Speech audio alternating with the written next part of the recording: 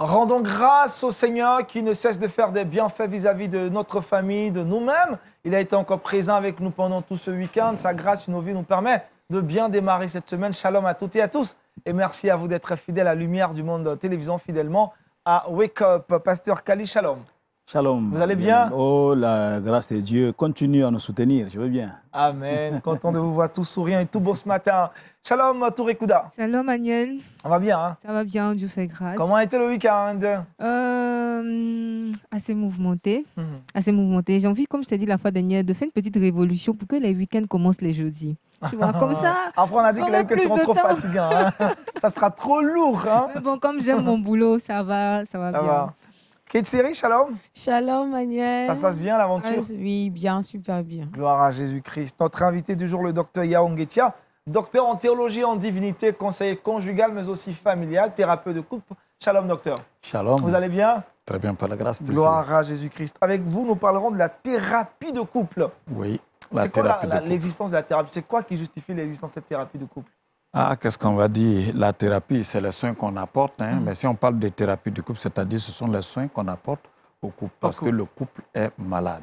Le couple est malade. Et a besoin de soins. Et vous allez nous dire justement hein, ce dont le couple est malade aujourd'hui dans cette émission. Restez avec nous, sujet très très intéressant. Qu'est-ce avec toi dans le Trickbox? Eh bien, dans le Trickbox, on va parler d'un sujet qui très souvent crée des problèmes entre les couples. L'électricité, la facture d'électricité. Ah, madame regarde trop les télénovelas parfois. Hein. Moi, j'ai constaté, surtout avec le papa, quand la facture d'électricité vient, on ne regarde pas de télévision pendant une semaine. Et là, maman est fâchée, la femme est fâchée parce qu'elle veut regarder son feuilleton. Alors aujourd'hui, j'ai quelques astuces pour vous permettre d'optimiser l'électricité. À réduire un peu le coût de la facture. Réduire le coût de la facture. Super. Avec Touré Kouda, dans Culture Actu, les saviez-vous? Aujourd'hui, on verra 2 livres dans Culture Actu, 2 livres en rapport avec le cœur, cet organe si important pour notre foi chrétienne. Le premier intitulé Les idoles du cœur, un livre de Timothée Keller, et le deuxième intitulé Préservez votre forteresse de Rebecca Brown. Et dans le saviez-vous, on part au centre des États-Unis, au Nebraska, plus précisément, pour parler d'un pasteur qui a accepté de donner un de ses reins à un autre pasteur malade. Ah, bonne action. Quelle nouvelle. Bonne action. On saura plus tout à l'heure. Super, super. La parole de Dieu est une lampe à nos pieds. Nous allons naturellement être éclairés ce matin par cette parole dans la méditation matinale. Méditons ensemble.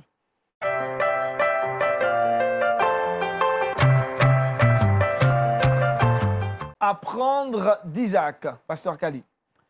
Frère Amia, je vais nous proposer le passage de Genèse 26 et nous lirons d'abord les 3 premiers versets, nous sauterons pour prendre le 6e et nous ferons encore un bond pour lire à partir du verset 12 jusqu'au verset 28. C'est un long texte, mais ça vaut la peine.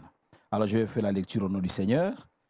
Il y eut une famine dans les pays outre la première famine qui eut lieu du temps d'Abraham, et Isaac alla vers Abimelech, roi des Philistins à Guérar.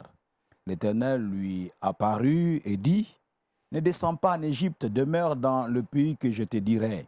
Séjourne dans ce pays-ci, je serai avec toi et je te bénirai, car je donnerai toutes ces contrées à toi et à ta postérité, et je tiendrai le serment que j'ai fait à Abraham. » Le verset 6, « Et Isaac resta à Guérar. » Nous sautons pour recommencer la lecture à partir du verset 12.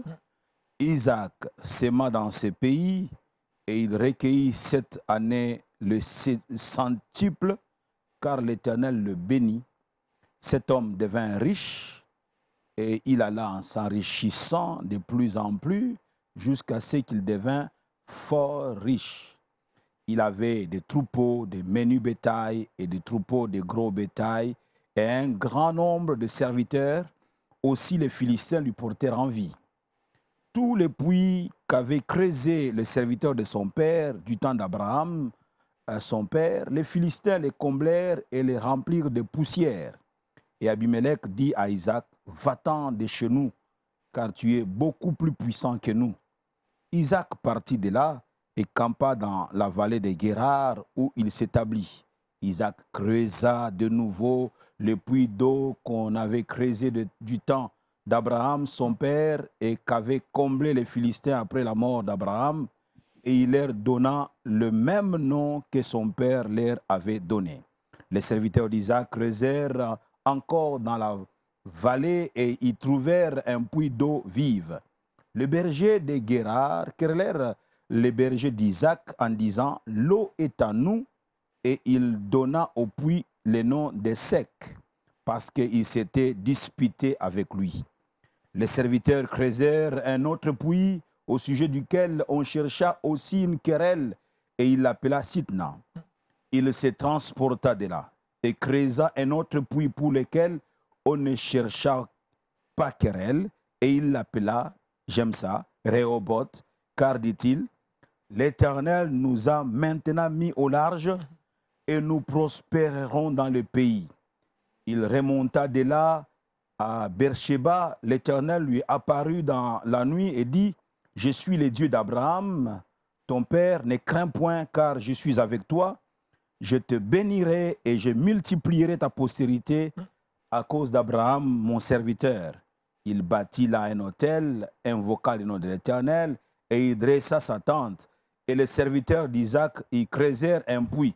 Abimelech vint de Guérar auprès de lui avec Ahuizat, son ami, et Picol, chef de son armée. Isaac leur dit, pourquoi venez-vous vers moi, puisque vous me haïssez et que vous m'avez renvoyé de chez vous? Ils répondirent, nous voyons que l'Éternel est avec toi. C'est pourquoi nous disons qu'il y ait un serment entre nous et toi, et que nous fassions alliance avec toi. Amen. Amen. Merveilleux texte. Bon, je ne sais pas s'il faut forcément le commenter, mais il nous a prêché lui-même, le texte. En fait, l'histoire, les personnages qui nous accompagnent dans cette histoire, comme nous l'avons lu, c'est Isaac. C'est pourquoi nous avons dit apprendre d'Isaac. Comment il a fonctionné, comment il a marché sur base de ces textes. Et comme nous l'avons lu, tout part d'un temps de crise. Le verset premier a dit qu'il y eut une famine dans le pays, outre celle qu'il y ait du temps d'Abraham. Alors la situation est insupportable. Que faire? Comment s'en sortir? Quelle stratégie notre ami Isaac devra mettre sur pied pour pouvoir donc s'en sortir, pour pouvoir sortir de cette situation chaotique? Le premier point de notre méditation, c'est la localisation. Alors Isaac, dans sa recherche, le voilà qui arrive chez les Philistins, mais son but est d'aller beaucoup plus loin, aller en Égypte. Parce qu'en fait, les nouvelles qui lui parviennent de l'Égypte sont bonnes. En Égypte, il y a du pain, il y a de l'abondance, la vie est facile. Alors il aimerait aller en Égypte. Là, il arrive chez Guérar, chez les Philistins, et Dieu lui apparaît. Dieu lui dit, ne pars pas en Égypte. Dieu a vu l'intention d'Isaac, celle d'aller en Égypte. Parce qu'il est flatté par ce qui se passe en Égypte. Parce que quelquefois, nous sommes trompés par ce que nous voyons. Et nous contentons de ce que nous voyons. Mais ce qui est intéressant, c'est quoi? Lorsque nous marchons avec Dieu, Dieu lui voit. Et même ce que tu penses voir comme si c'était de l'or, ce n'est pas forcément de l'or. Et Dieu savait que de laisser aller jusqu'en Égypte, quelque chose de malheureux peut lui arriver. Il dit, reste ici à Guérar. Mais à Guérar, qu'est-ce qu'il y a à Guérar? À Guérar, à ce moment-là, ce n'est pas fameux, il y a la famine, la situation n'est pas bonne. Mais lorsque Dieu parle à Isaac, Isaac écoute Dieu. Et Isaac, la Bible dit que Isaac resta plutôt à Guérar. Isaac a écouté Dieu et a fait confiance au Seigneur. C'est pourquoi je dis dans cette méditation, et comme Isaac, faisons attention à ce que Dieu nous dit. Amen. Il est très important d'être attentif à ce que Dieu est en train de nous dire et non pas nous fier à ce que nous voyons ou à ce que nous entendons de ce que ça marche de l'autre côté. Isaac était un homme, il faut le retenir, un homme connecté à Dieu. Amen. Isaac était un homme connecté à Dieu. Alors soyons et restons connectés, restons attachés à Dieu, quoi qu'il arrive.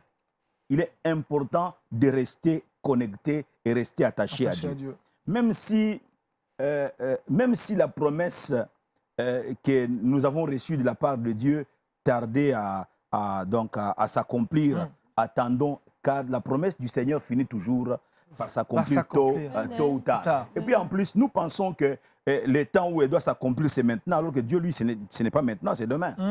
Alors le meilleur temps, ce n'est pas celui que nous nous fixons, mais le meilleur moment, c'est le moment que Dieu fixe. Que Dieu fixe. Alors, ça, c'est très important. Alors Isaac pouvait se fier à ce qu'il entendait, des nouvelles qui lui venaient de l'Égypte. Il pouvait se fier à cela. Mais non, Isaac n'a pas cédé à cela. Donc, fort heureusement, il a écouté la voix de Dieu et il est resté à Guérard. Apprenons à écouter, j'insiste, apprenons à écouter la voix de Dieu et lui faire confiance. Une chose est d'écouter, une autre chose est de faire confiance au Seigneur. Seul Dieu connaît les circonstances présentes et les circonstances à venir. Amen. Il n'y a que Dieu. Et même notre vie, il n'y a que Dieu qui connaît notre vie. Amen. Et je peux nous rassurer que tel que nous sommes assis les uns à côté des autres, nous ne nous connaissons pas. Nous ne connaissons pas notre avenir à fond. Il n'y a que Dieu qui connaît. Donc, le lendemain de chacun d'entre nous n'est maîtrisé que par Dieu. Que par Dieu. C'est pourquoi j'ai toujours respecté les gens que je rencontre. Parce que ce qu'ils sont aujourd'hui, ce n'est pas ce qu'ils seront demain. Amen. Donc, ça, c'est très important. Marchons par la foi et non par la vue. Si nous marchons par la vue, nous pouvons nous tromper. Lot a vu la plaine. Lorsqu'il fallait faire le choix, il s'est précipité, il a dit non, non, moi je vais aller vers là-bas. Mais Abraham, je peux même dire qu'il a fermé les yeux. Il a attendu que Dieu lui dise, va là-bas. Parce qu'il savait que c'est Dieu qui voit mieux. Parce que quand Dieu t'envoie même dans les déserts, ce n'est pas désert pour lui, c'est désert pour toi. Et lorsque toi tu arrives dans le désert, il transforme le désert en étang. Amen. Dieu a cette capacité-là. Amen. Deuxième chose que j'aimerais dans notre méditation, c'est connaître Dieu et marcher dans sa volonté ne nous dispense pas de l'hostilité, ne nous dispense pas de l'adversité. Et nous l'avons vu dans les textes, et comment tout en étant avec Dieu, tout en étant connecté à Dieu, le Dieu de son père était devenu son Dieu, Isaac, mais ça n'a pas empêché qu'Isaac puisse rencontrer de l'adversité, l'hostilité. Et même David, l'homme selon le cœur de Dieu, est passé par la vallée de l'ombre de la mort. Mais c'est l'homme selon le cœur de Dieu. Il passe par la vallée de l'ombre de la mort. Et j'apprécie énormément les paroles de David quand il dit dans Psaume 23, verset 3, verset 3, il dit « Quand je marche dans la vallée de l'ombre de la mort ». Qui marche dans la vallée de l'ombre de la mort? Waouh! L'homme selon le cœur de Dieu? Comment l'homme selon le cœur de Dieu peut-il marcher dans la vallée de l'ombre de la mort? Mais écoutez la suite. Il dit, quand je marche dans la vallée de l'ombre de la mort, je ne crains aucun mal, car tu es avec moi. Et Dieu a dit à Isaac, je serai avec toi. Amen. J'aime beaucoup ce bout de phrase de Dieu-là. Il dit, je serai avec toi. Waouh! Quand Dieu me dit, je suis avec toi, mais je ferme même mes yeux. Donc, je ferme même mes yeux parce qu'en fait, je sais que lui, il me prend par la main. Et David dit, quand je marche dans la vallée de l'ombre de la mort, je ne crains aucun mal, car tu y es avec moi. Ta houlette et ton bâton me rassurent. Tu vois, au premier verset dans ce psaume, ce n'est pas le texte que nous étudions. Il dit, l'Éternel est mon berger. C'est parce que le berger va de l'avant. Il dit, tu es avec moi. Dans cette vallée de l'ombre de la mort, toi, tu es devant. Amen. Et si Dieu est devant, mon berger est devant, c'est que là où il est passé, je passerai aussi. Et ça, c'est très important. Et Isaac est avec Dieu, mais ça n'empêche que Isaac puisse connaître des temps difficiles. Alors, trois choses à souligner à ce niveau ici. Je ne saurais pas peut-être à développer plus loin, et que les minutes sont en train de fuir, de couler. Trois choses à souligner ici. La première des choses à souligner, c'est qu'Isaac est chassé de son terrain d'épanouissement. Il commence à réussir à Guérard. Les gens de Guérard les jalousent et disent non, l'eau est à nous, etc., etc. Et tu es en train de réussir à cause de notre terre. Et Isaac va être chassé. Il part de là presque main vide, mais pas du tout fini. Il part presque juste avec sa valise, en laissant tout derrière lui, mais pas du tout fini. Car marchant par la foi, il ne marche pas par la vue, il marche par la foi. On peut tout te prendre. J'aimerais m'adresser à quelqu'un qui est en train de nous suivre ce matin. On peut tout te prendre, mais ça ne sera pas encore la fin de ton histoire. Alléluia. Amen. Ce n'était pas la fin de l'histoire d'Isaac. On lui a tout pris, mais ce n'était pas la fin de son histoire. La foi peut te ramener ce qu'on t'a pris. Amen. La foi peut te Amen. ramener ce que tu as perdu. Amen. La foi en Dieu. La deuxième chose que j'ai dit, c'est quoi? C'est que Isaac, combattu mais pas vaincu. Oui, il a été combattu, mais il n'a pas été vaincu. Il a été délocalisé, mais Dieu finit par l'établir. Dieu finit par le fixer dans la vallée de Guérard. Il est chassé de Guérard, il va dans la vallée, et Dieu l'établit dans la vallée de Guérard. Dieu est capable de t'imposer Amen. et Amen. te fixer en un endroit donné. Amen. Amen. Quand Dieu te fixe, qui peut te déterrer, te sortir de là? Lorsque Dieu lui-même te fixe. Amen. Isaac, Amen. la Bible dit, partout où il est déplacé, il ne se décourage, il ne se fatigue pas. Il creuse encore. Il creuse. Et donc, il est délocalisé, mais il creuse encore. Isaac creusa de nouveaux puits d'eau. Et c'est là que je dis à quelqu'un, fortifie-toi. Amen. Prends courage Amen. et creuse encore. Amen. Fortifie-toi, prends courage et creuse encore. La troisième chose, c'est quoi? C'est que Isaac, je parle d'Isaac et la persévérance. C'est une des choses que nous apprenons de la vie d'Isaac. Parce que tu peux te décourager en disant, ça sert à quoi? La vie est faite comme ça, des oppositions, ça sert à quoi? J'abandonne. Non, Isaac n'abandonne pas. Isaac et ses serviteurs vont creuser deux autres puits qui vont être encore disputés par les Philistins. Et il les nomme Essek. L'un, il nomme Essek, qui signifie contestation, et l'autre, il le nomme Sitna, qui signifie haine ou opposition. La vie est faite comme ça. Vous aurez des oppositions et de la jalousie, des haines gratuitement. Gratuitement comme ça. Gratuitement. Parce que vous avez décidé de vous rendre utile. Et il y a de l'opposition comme ça parce que vous avez décidé de vous rendre utile. La foi, j'aimerais dire encore, la foi, c'est persévérer. La foi, c'est continuer à aller dans la direction de ta vision. Malgré tout. Malgré tout. Continuer à aller dans la direction de ta vision.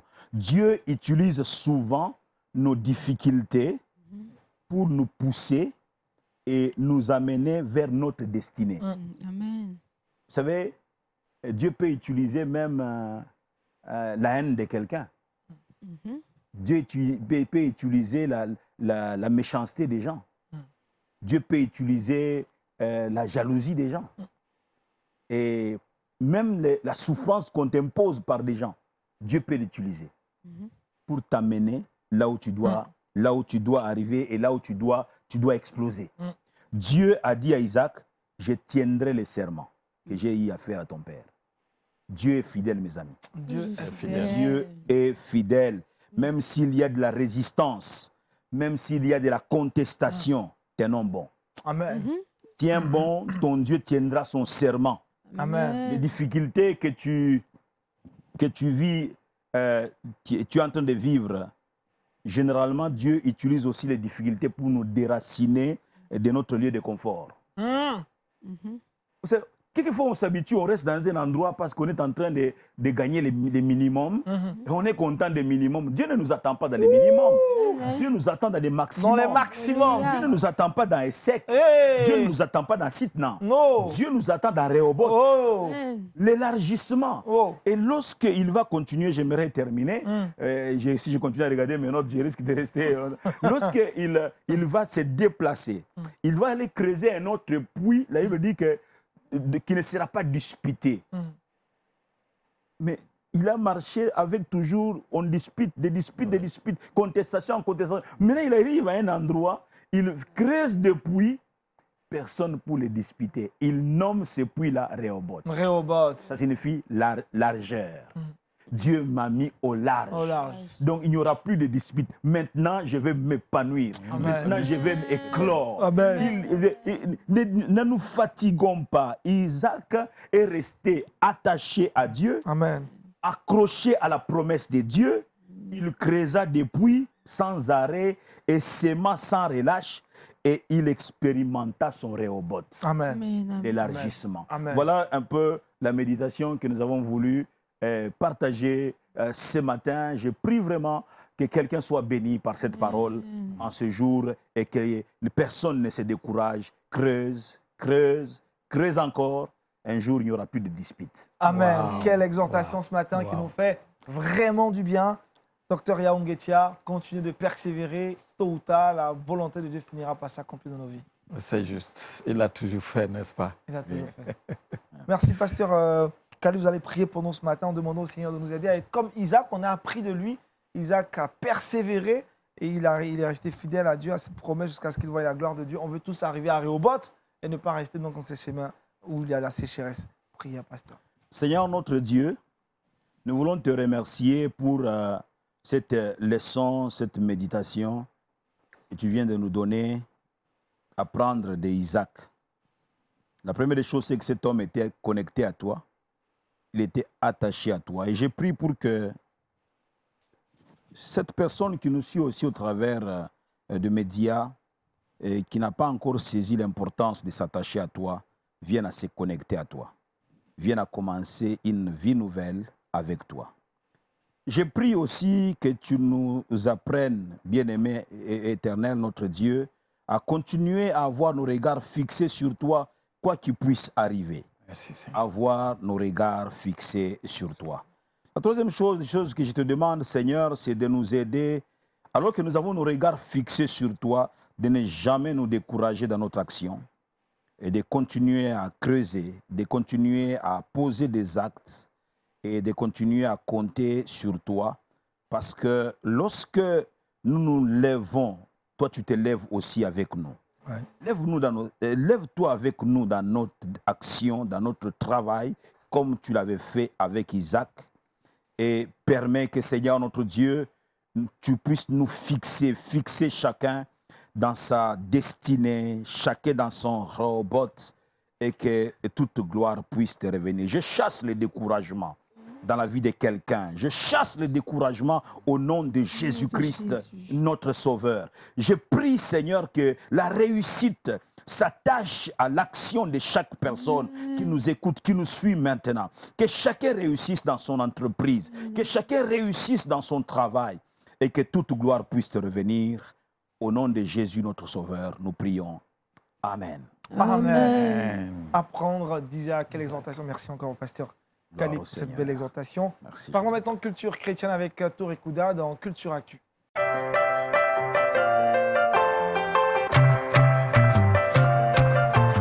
Et avec Touré Kouda, proposition de 2 ouvrages, on parle littérature. On parle littérature annuelle. Il y a une citation populaire qui dit « La lecture est à l'esprit ce que l'exercice est au corps ». On sait tous que lire fait du bien, mais lire des livres chrétiens, c'est encore mieux. Et le premier que je vous propose est intitulé « Idole du cœur » de Timothée Keller. Donc, c'est un livre qui est assez intéressant. Le titre même est intéressant, Idole du cœur. Et ce qui m'a touché d'emblée dans ce livre, c'est le contexte que l'auteur fait au tout début, le contexte culturel. Il nous parle un peu de ces peuples-là qui avant étaient très idolâtres. Par exemple, l'Égypte ou le peuple grec, même en Afrique, il y a des peuples qui adoraient un peu tout, la nature, l'eau, etc. Et aujourd'hui, on peut les regarder un peu de travers pour dire, mais ils faisaient quoi avant? Alors qu'aujourd'hui, nous aussi, il existe dans notre quotidien des choses qui sont devenues des idoles.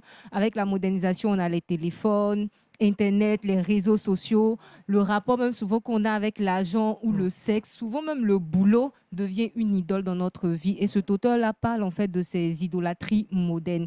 Et ce qui est intéressant encore, c'est qu'il définit l'idolâtrie, tout ce qui est idole, mais à la lumière de la parole de Dieu. Et ça, c'est très bien comment Dieu voit l'idole, comment Dieu traite avec l'idolâtrie. Il nous en parle pour qu'on puisse bien comprendre ce que c'est. Il ne faudrait pas qu'on se base un peu sur ce que les gens vont dire de nous. Par exemple, on dira, Agnel, tu es trop accro à ton téléphone. Alors que non, donc il t'invite en fait à lire son livre pour comprendre qu'est-ce que Dieu qualifie d'idolâtrie pour ne pas qu'on puisse être complexé par rapport à ce que les autres vont dire de nous. Et la dernière chose que l'auteur fait dans ce livre qui est très intéressant, il nous dit que tout ce qui est idole dans notre vie va finir par nous décevoir. Et j'aime ce point-là, le fait qu'ils mettent cela en exergue. Il nous dit clairement que tout ce qui est idole dans ta vie va finir par te décevoir parce que Dieu ne partage pas sa gloire, parce que Dieu est un Dieu jaloux. Donc, amis de Wake Up, je vous invite vraiment à lire ce livre pour chasser tout ce qui est idole dans votre vie. Et c'est un livre de 192 pages, bon, assez volumineux, mais ça en vaut la peine et il a paru en 2012. Donc, c'est pas très récent, mais le contenu est intemporel, j'ai envie de dire. Le deuxième livre que je vous propose est intitulé « Préservez votre forteresse ». Habituellement, on entend « détruisez », renverser les forteresses. Mais là, Rebecca Brown nous parle de préserver votre forteresse. Parce que selon elle, lorsqu'on accepte le Seigneur, on est engagé dans l'armée du Seigneur. Il nous envoie en mission, il nous envoie sur un champ de bataille. Ça peut être dans le domaine du cinéma ou de la musique ou dans l'animation, par exemple, la communication. Et lorsqu'on est dans ce champ de bataille-là, il arrive qu'on reçoit des coups et il est important qu'on ait une forteresse pour aller se ressourcer, pour aller guérir nos blessures, pour aller entendre la voix du Seigneur à nouveau nous donner de nouvelles stratégies. Donc, c'est un livre qui est assez intéressant. Et une chose que l'auteur fait qui me touche vraiment beaucoup, c'est qu'elle nous présente un peu les différentes attaques que nous pouvons recevoir aujourd'hui. Elle détaille ces différentes attaques et elle explique aussi un peu le champ de bataille, le monde spirituel, comment l'ennemi peut attaquer les différentes stratégies. Donc, pour toutes ces personnes-là qui ont vu leur forteresse être envahie, n'hésitez pas à lire ce livre. Préservez votre forteresse pour pouvoir nettoyer en fait avec, j'ai envie de dire, un kit de nettoyage spirituel. Voilà, donc ce livre-là fait plus de 200 pages, assez volumineux, mais il en vaut la peine. Merci Touré Kouda. Docteur Yao, sur les ouvrages. Ah oui, mais c'est formidable, c'est formidable. Ce sont des livres que j'ai déjà lus. Et là, c'est comme si elle a fait de relecture encore. Relecture, ça. Ce sont des livres, je crois, qu'il faut aujourd'hui vraiment à l'Église. Il faut à l'Église parce que là, ça nous permet de comprendre bien la marche avec le Seigneur. Avec le Seigneur. Ouais. Pasteur Kali. En dehors de, je vais juste poser la question, en dehors de l'Internet, est-ce qu'on sait trouver un endroit où on peut se procurer ces livres? Dans des librairies chrétiennes, c'est sûr qu'en Côte d'Ivoire, c'est possible de trouver ces livres. Et sur Amazon. Oui, sur Amazon. C'est la base. Amazon aussi. Rappel des ouvrages avec le nom des auteurs. Donc, le premier intitulé Les idoles du cœur, un livre de Timothée Keller. Et le deuxième intitulé Préservez votre forteresse de Rebecca Brown. Merci Touré Kouda. Parlons maintenant thérapie de couple avec notre invité du jour, le docteur Yao Ngetia. C'est maintenant dans l'invité du Wake Up.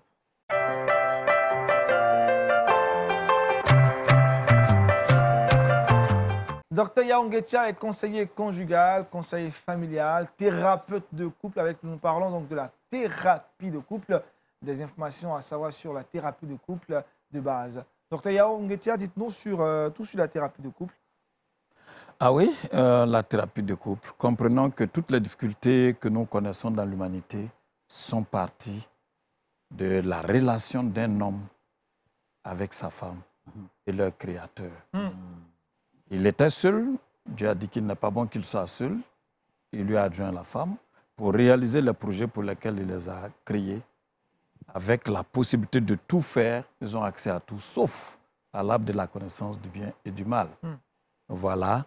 Malheureusement, l'homme et la femme ont désobéi. Dieu prenait soin de l'homme et de la femme dans cette relation.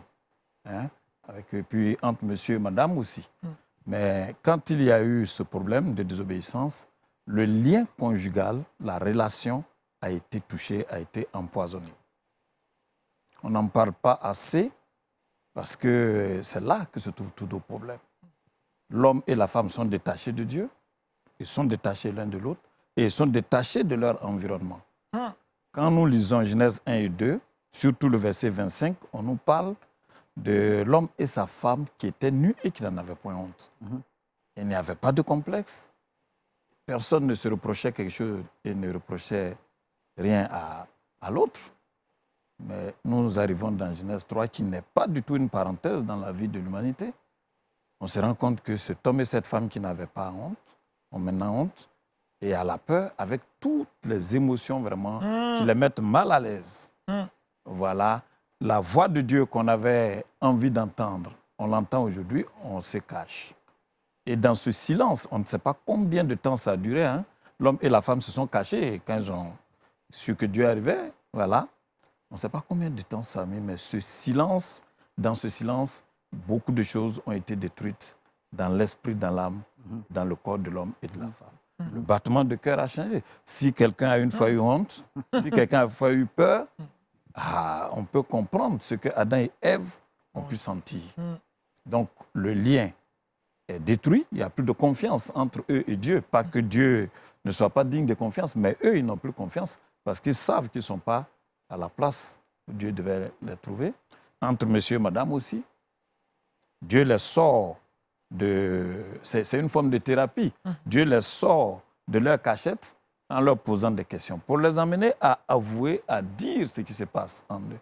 Malheureusement, quand on écoute les réponses de l'homme et de la femme, on se rend compte qu'on a affaire à des gens qui ont des problèmes vraiment... Aujourd'hui, on va parler de problèmes psychologiques, voire psychiatriques. Voilà, l'homme, où es-tu? La réponse devait être quoi? Je suis dans tel lieu. Mais écoutez tout ce que l'homme dit. La femme, pourquoi tu as fait ça? Mais ce n'est pas la réponse. Au lieu de dire, c'est pour qu'on devienne comme toi, on dit non, c'est le serpent. L'homme accuse la femme et Dieu. J'ai dit la femme et Dieu parce que l'homme dit, c'est la femme que tu as mise auprès de moi. Mais on n'a pas l'impression que l'homme savait. Quand l'homme a vu la femme, il était si content, si joyeux. Et il n'a pas dit merci à Dieu. On n'a pas dit merci, même pas. Mais quand il y a eu problème, c'était comme s'il disait, mais nous deux, on était ici, est-ce qu'il y avait problème? C'est toi. Autrement dit, l'homme se fait victime. C'est Dieu et la femme qui sont la cause. La femme aussi accuse le serpent. Autrement dit, si Dieu, en créant tous les êtres, n'avait pas créé le serpent, il n'aurait pas de problème. Voici que Dieu va chasser l'homme du jardin. Il n'a pas chassé Adam et Ève, ça, il faut le relever. C'est l'homme que Dieu a établi avant que la femme ne vienne. Quand vous lisez les 3 derniers versets de Genèse 3, il est dit que Dieu le chassa, c'était ce qui chassa Adam. Dieu n'a pas chassé la femme. C'est l'homme qui a été chassé. Mais chose drôle, dans Genèse 4, à partir du verset 1, on se rend compte que la femme a suivi. Alors on se demande, entre les hommes et les femmes, qui aime trop qui? Est-ce que c'est les femmes qui aiment trop le garçon ou bien c'est les garçons qui aiment trop? Ah oui, nous rions de cette douleur parce que c'est un homme et une femme vraiment assommés qui quittent ce lieu de sécurité, qui, en regardant derrière, voient cet ange avec, cet archange avec l'épée flamboyante, on ne peut pas y retourner. La désobéissance de l'homme, le détachement de l'homme avec Dieu, du couple avec Dieu, ça a touché l'environnement. Tous les animaux, vous voyez, parce que c'était vers le soir, hein, on dit Dieu est venu vers le soir. Mais imaginons comment ce premier couple a pu passer sa première nuit. Les cris des animaux, tout a changé. Les animaux se demandent ce qui se passe. La terre va pousser des ronces et des épines. Alors, ce sont des choses qu'il faut vraiment bien approfondir. Dieu dit à la femme, il aura guerre entre toi et le serpent et tous ceux qui sont derrière, le diable et autres. Et tu vas connaître des souffrances de grossesse, douleurs d'enfantement. Tes désirs se porteront vers ton mari et ne t'acclamera pas. Est-ce qui va intéresser l'homme? Il va te dominer. Les deux avaient reçu le pouvoir de Dieu de dominer. Maintenant, l'homme va mettre la femme dans la domination. Et même l'autre acte de domination qu'il va faire avant que Dieu même ne la fasse sortir de là, c'est qu'il va changer le nom de la femme. Il avait appelé femme parce qu'elle a été prise de l'homme. Maintenant, il change son nom en faiseuse d'enfants. Ève qui veut dire la mère. Mais où est le père? Et lui, il est qui? Aujourd'hui, nous avons encore ce problème de père facultatif, que souvent les chrétiens... Donc, la procréation, Dieu a béni l'homme et la femme. Soyez féconds, multipliez. Mais pour finir, on va dire que l'homme a enlevé la femme de toutes les activités pour lesquelles Dieu l'a envoyé pour l'aider et l'a cantonné dans le fait de faire enfant.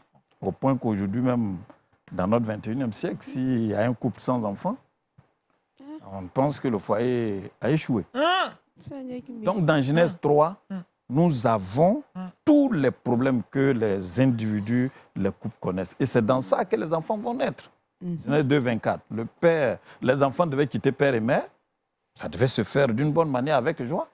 Ça va devenir difficile. Donc, les couples qui vont se former après seront tellement compliqués, comme on peut le voir avec les mecs et les autres. Donc, le couple est malade.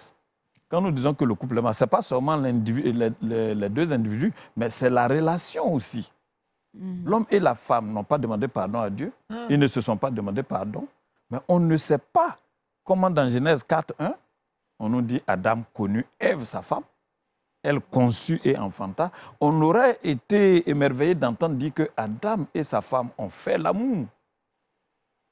Mais là, c'est l'homme qui prend la décision ici de connaître. Est-ce que sa femme était consentante? L'enfant naît. Et qui nomme l'enfant? On ne s'accorde pas pour nommer l'enfant. C'est la femme qui lui donne un nom. Qui veut dire quoi? Avec l'aide de Dieu. Pourtant, Genèse 4.1 nous dit que c'est Adam qui a enceinté sa femme. Adam connut Ève, sa femme est conçue. Mais ici, la femme donne un nom à l'enfant et met l'homme aussi de côté. Ça a l'air spirituel, mais il y a un problème dedans. Alors, nous avons hérité de toutes ces choses et toutes les générations connaissent ces choses jusqu'à nous. Aujourd'hui, ce que les humains ont trouvé pour aider le couple, l'homme et la femme créés pour vivre ensemble, sont devenus comme étrangers l'un à l'autre. Et même chacun est étranger à lui. Et donc, comment faire pour que cet homme et cette femme... Parce que quand Dieu a donné le jugement, il n'a pas dit qu'à cause de cela, vous n'êtes plus monsieur, madame. Il dit à la femme, tes désirs se porteront vers ton mari. Et il dit dans Genèse 3, 17 à l'homme, puisque tu as écouté la voix de ta femme. Mesdames, est-ce que c'est facile aux hommes d'écouter la voix des femmes encore? Puisque tu as écouté la voix de ta femme, ça sera plus facile. Alors on va voir l'homme qui enceinte la femme et qui est préoccupé par d'autres choses. T'es dans les mains de la femme. Quand l'enfant va venir, comment vous voulez que la femme l'appelle? Caïn va tuer Abel, le troisième enfant va venir. C'est la femme encore qui va donner un nom. Dieu m'a donné, pas nous a donné. Dieu m'a donné un enfant à la place d'Abel que Caïn a tué. On pourrait se poser la question de savoir comment l'homme se comportait chaque fois qu'il a enceinté sa femme, comment il s'est comporté envers elle pour que, à la fin, on nomme les enfants. Mais ce sont des éléments qui montrent que le couple, ce premier couple a souffert et tous les autres couples qui vont venir vont souffrir. Donc je disais qu'au dernier moment, aujourd'hui, dans notre temps, ce qu'on a trouvé pour pouvoir soulager les gens, pour pouvoir amener les gens à reprendre, on va dire, leur esprit, et puis à reprendre la communication, à reprendre leur réflexion sur pourquoi Dieu nous a mis ensemble, c'est ce qu'on a appelé la thérapie du couple. Les soins pour amener l'homme et la femme à pouvoir garder ce lien-là. C'est le but de la thérapie du couple. C'est le but. Et quelle est la différence entre un thérapeute chrétien et un thérapeute non chrétien? Qu'est-ce que vous apportez de plus? Parce qu'il y a beaucoup de cabinets de thérapie de couple aujourd'hui. Et vous, à la lumière de la Bible, est-ce que ce que vous apportez est différent de ce que le monde apporte? On ne va pas dire que c'est trop différent, parce que ce sont les mêmes techniques. Je ne sais pas si vous avez entendu parler de Carl Rogers. Carl Rogers, c'est le fils d'un pasteur. Et quand il a lu la Bible, il a vu que tout ce qu'il faut pour accompagner les individus, les couples, les familles, ça se trouve dans la Bible. Et s'il devenait pasteur, ça allait être difficile pour que le monde académique reconnaisse cela. Vous pourrez faire des recherches sur lui. Carl Rogers est devenu enseignant. Et aujourd'hui, c'est rare de lire des livres sur la thérapie sans qu'on cite Carl Rogers. Mais en réalité, quand vous le lisez, pour celui qui connaît la Bible, vous voyez des versets bibliques dans tout ce qu'il dit. Donc, je vais dire que comment on peut dire ça? Les éléments d'accompagnement sont les mêmes. Comment bien recevoir les gens, comment permettre à chacun de parler et quelle position il faut prendre, c'est le même. Mais pour nous, il y a la parole qui est à la base. On sait d'où vient le problème et on sait ce qu'il faut dire à chacun pour qu'on accepte de continuer ce voyage ensemble. Et à la fin, on prie aussi pour les personnes, n'est-ce pas? Parce que nous, notre foi est basée vraiment sur Dieu. Sinon, c'est les mêmes techniques qui sont utilisées en psychologie et toutes les autres sciences sociales. Ça fait combien d'années que vous pratiquez maintenant ce beau service-là d'accompagnement des couples On va dire depuis 1987, avec votre quand épouse? on était fiancés, lors de nos fiançailles, on a compris que le couple est un projet commun que Dieu donne. Il y a mes rêves, il y a tes rêves qui doivent devenir nos rêves. Donc nous avons, sans publicité, nous avons écrit notre premier livre, le guide des fiancés, 21 sujets à débattre avant d'aller au foyer. On n'apprend plus assez de temps, sinon on aurait vraiment Oui. pris encore du temps. Pasteur Kali, très Dans le rapidement, un mot champ, sur ce parcours également, cette vision de la thérapie de couple. Non, mais très très bien. Il y a de la matière. Mais je voulais juste permettre au docteur de pouvoir glisser un mot par rapport à l'intervention de l'œuvre de la croix dans la marche même de chaque couple. Ah oui, quand il y a eu ce problème, bon, ça crée des difficultés théologiques aujourd'hui. Vous savez que dans le jugement de Dieu, l'homme n'est même pas associé au salut de l'humanité. C'est à la femme, dans le jugement de la femme, dans la relation qu'il aura entre le serpent qui incarne, qui est un médium. Là, Dieu dit qu'il n'aura pas d'amitié entre la femme et le serpent, entre sa postérité et la postérité de l'autre. Bon, nous intervenons en second lieu, mais c'est la femme qui est au front dans la guerre spirituelle. Dans la guerre spirituelle. Et vous voyez, c'est pourquoi quand il y a souvent des programmes, on a des difficultés. Donc, dans Genèse 3,15, Dieu dit que la postérité de la femme va écraser la tête du serpent. Quelqu'un exactement. viendra au monde et donnera la victoire à l'humanité sans le concours d'un homme. Extraordinaire ça. On comprend mieux. Ah, vous voyez ça? Mais sans des polémiques. C'est pourquoi ça nous fait mal aujourd'hui d'entendre dire que la femme n'a pas droit à prêcher. Je ne sais pas, ce n'est pas le sujet, mais je veux dire que si les femmes se taisent, qu'est-ce que l'humanité sera? Qu'est-ce que l'humanité sera? Waouh. Qu'est-ce que l'humanité sera? Sans- Parce que vous comprenez, Marie est venue sans l'apport d'un homme, elle était on comprend mieux. Donc, l'œuvre de la Pasteur, croix merci pour la est là. question, Pasteur. Genèse 3,15, c'est le résumé Exact. de toute la Bible, de tout ce qui est dit par rapport à Jésus. La femme Ça, malheureuse. c'est le résumé, ça. Pasteur Kali, merci pour la question. On a compris l'œuvre de la croix. Très bonne question. On n'a plus de temps. Là, on est en boucle maintenant, mais on aura le temps de recevoir encore à nouveau le docteur Yaon Guettière pour comprendre davantage les questions et les problèmes liés à la thérapie de couple. Retrouvons à présent Kate dans le Trickbox.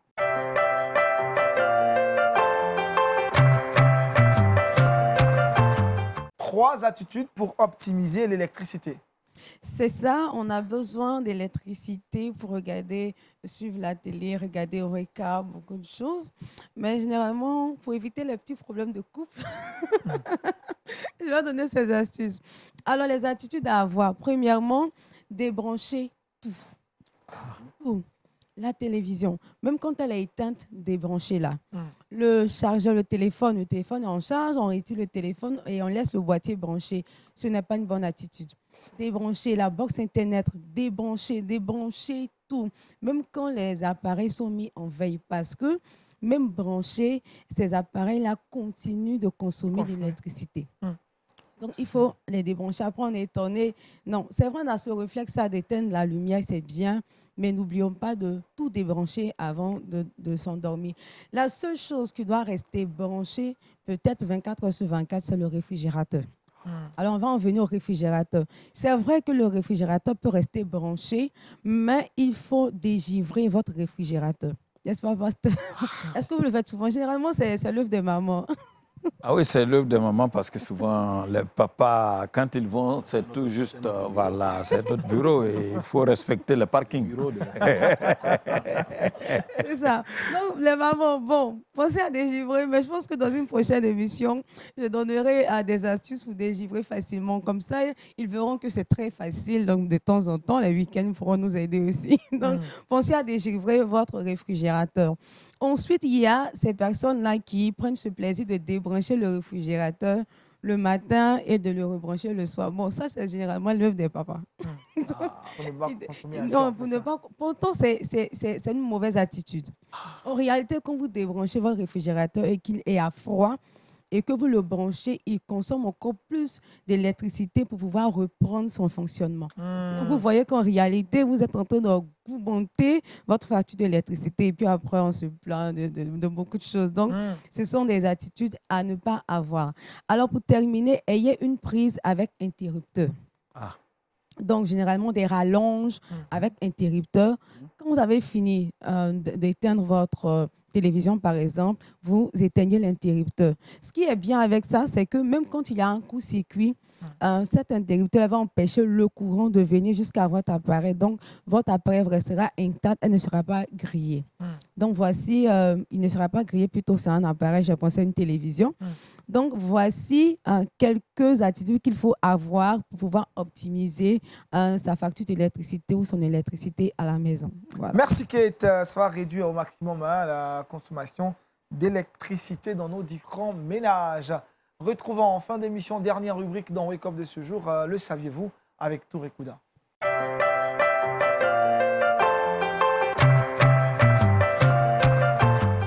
Utile pour nous de faire le tour du monde dans cette rubrique et avoir des informations qu'on ignore par moment. On part au Nebraska. Au Nebraska, effectivement, Aniel, qui est au centre des États-Unis, pour parler d'un pasteur qui décide d'offrir un de ses reins à son collègue.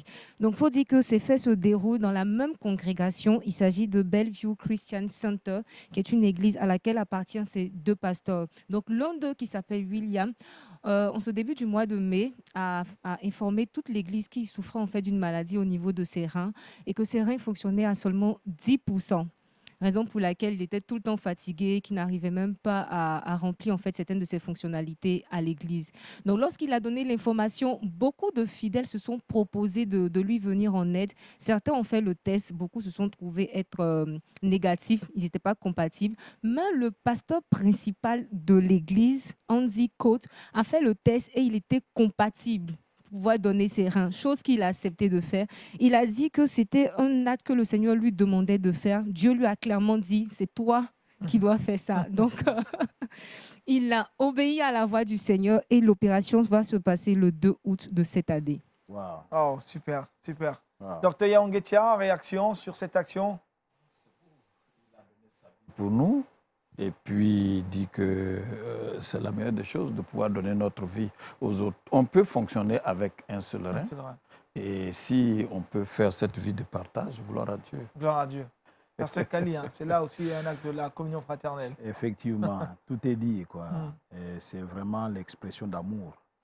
Et un pasteur principal qui va pouvoir céder un de ses reins à un de ses collaborateurs. C'est tellement beau. C'est tellement beau. C'est l'amour. Exemple donc à suivre. Bonne action. Exemple à suivre, franchement. Exemple à suivre. Le verset boussole avec Kate, série. Ecclésiaste 11:6. Dès le matin, sème ta sémence et le soir, ne laisse pas reposer. Je reprends. Dès le matin, sème ta semence et le soir, ne laisse pas reposer ta main. Amen. Amen. Pour parler donc de persévérance, on a beaucoup appris d'Isaac aujourd'hui au travers de cette exhortation du pasteur Kali. Merci pasteur pour toutes ces leçons, ces vérités bibliques qui nous aideront à grandir dans notre marche avec le Seigneur. Merci docteur Yaongetia. Merci. On sera très heureux de vous recevoir prochainement pour parler encore de thérapie de couple. Merci à Kate, mais aussi à Touré Kouda, à toute l'équipe de production, de réalisation de Wake Up. Ce fut un bonheur pour nous de démarrer cette semaine avec vous. Demain, mardi, vous serez avec Daniel Kragby. Je serai très heureux d'être avec vous mercredi. D'ici là, portez-vous bien, ne zappez surtout pas, continuez de suivre Lumière du Monde Télévision. La vie chez vous. Shalom, shalom et bonne journée. Shalom.